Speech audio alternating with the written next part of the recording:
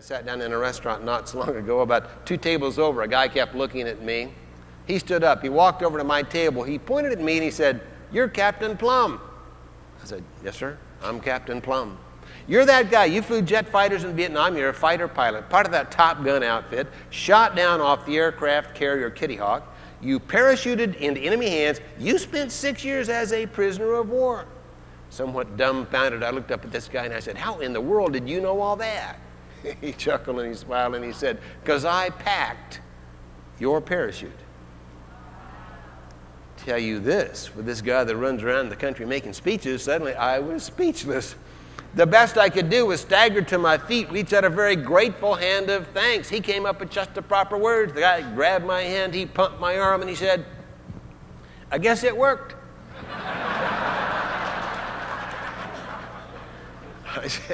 I said, "Indeed it did, my friend, and I must tell you I've said a lot of prayers of thanks for your nimble fingers, but I didn't realize that I ever had the opportunity of expressing my gratitude in person." He said, "Were all the panels there?" I said, "I must be honest with you, they weren't. Of the 18 panels I was supposed to have in that parachute, had only 15 good ones. 3 of the panels were torn, but it wasn't your fault, it was mine. I ejected from that F-4 Phantom jet at 600 knots close to the ground. That's what tore the panels in the parachute." I said, "But let me ask you a question. Do you keep track of all the parachutes you pack? Do you know of all the lives you've saved?" The guy said, "No." This is the most important part of the conversation at night. Maybe the most important thing I say this morning. I think it deals directly with premier service. I think it deals directly with bringing dreams home. I think it deals directly with your job. Here's what he said. "No," he said, "I don't keep track of all the parachutes I pack. It's enough gratification for me just to know that I've served." Here's a sailor, well below the waterline of this aircraft carrier. The guy stands at a long wooden table and he weaves the shrouds and folds the silks of these parachutes, while jet jockey, the Top Gun, zooming around the sky at twice the speed of sound. I couldn't have cared less about the guy down there in the hole. Until one day, my parachute came along and he packed mine up for me. Isn't that what this business is about? Oh, we have to keep track, of course. We have to have the knowledge, we have to know the industry, we have to know the competition, and we have to keep all these things in our minds. But at the end of the day, your value to your customer, your value to your community has to be measured in how well you serve. That's what this business is all about. So the question becomes, how's your parachute packing coming along?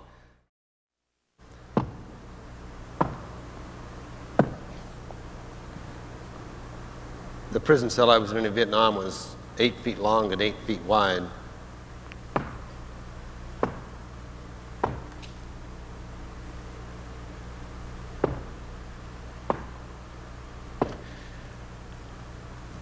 I remember distinctly the dimensions of that little cell. I could pace 3 steps in one direction before I ran into a wall. Then I had the opportunity of turning around and pacing 3 steps the other way.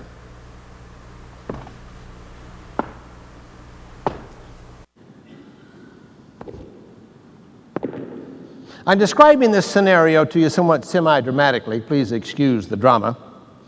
In no way do I intend to endure sympathy from this crowd, but I think the most value I can be to you, professionally and personally, in the few minutes we're together, whether you come here from San Francisco or Boston or Toronto, whether you're a company guy or a franchisee, a manager or a mother, whether your goal in life is to change the world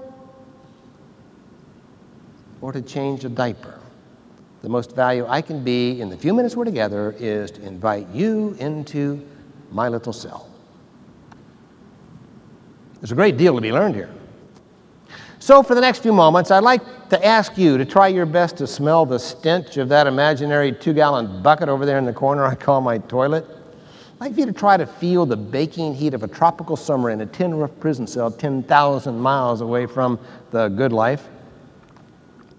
I'd like you to try to taste the salt in the corners of your mouth from the sweat and the tears and the blood. Not that you'll ever be prisoners of war, God forbid. But if I do my job this afternoon, you'll see where some of the same kinds of challenges you and I face daily with your sales associates, with the kids, in the office, at home, same challenges we face daily are the very challenges that I faced in that prison cell. And more importantly, your response to the challenge, if you're going to succeed in this business, has to be the same recipe of responses I used over there just to survive. See if you can identify 24 years old and in command of a multi-million-dollar jet fighter. See this hand? I have 2 throttles here.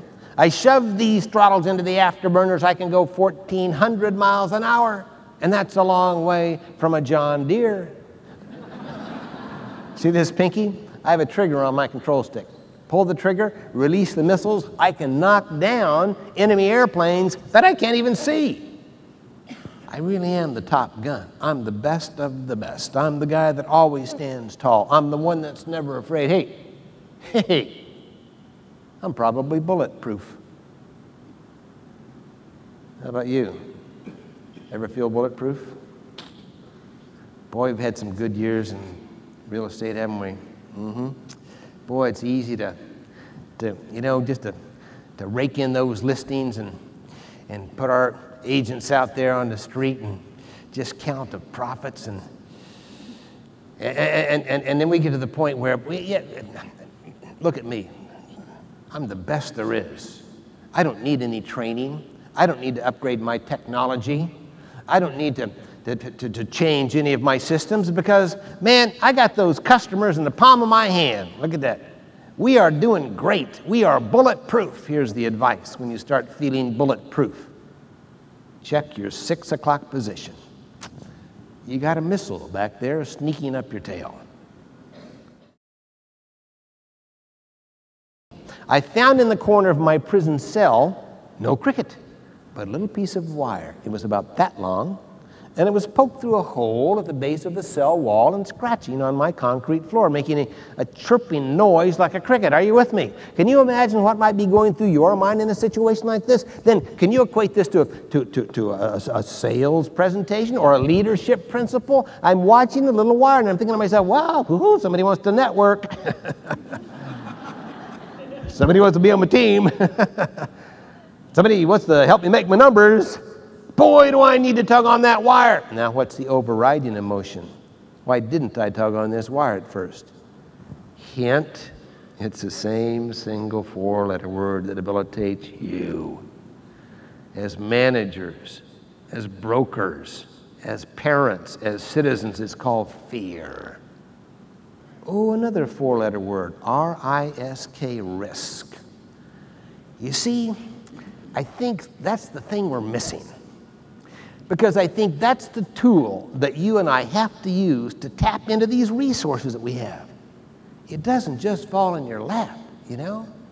I know what you're saying. Captain, you don't understand what it's like to be a teenager these days. Man, we got all these problems, you know. Everybody's on our case all the time. We got too much to learn. We got so much competition. And you know, we got parents, we got teachers, we got coaches, we got peer pressure. Yeah, I understand all that. But you know the only way through this stuff? The only way for you to be as great as you can be is to take a risk, is to step outside your comfort zone, is to kick down whatever those walls are that are bothering you and go over there and grab a wire and tug on it.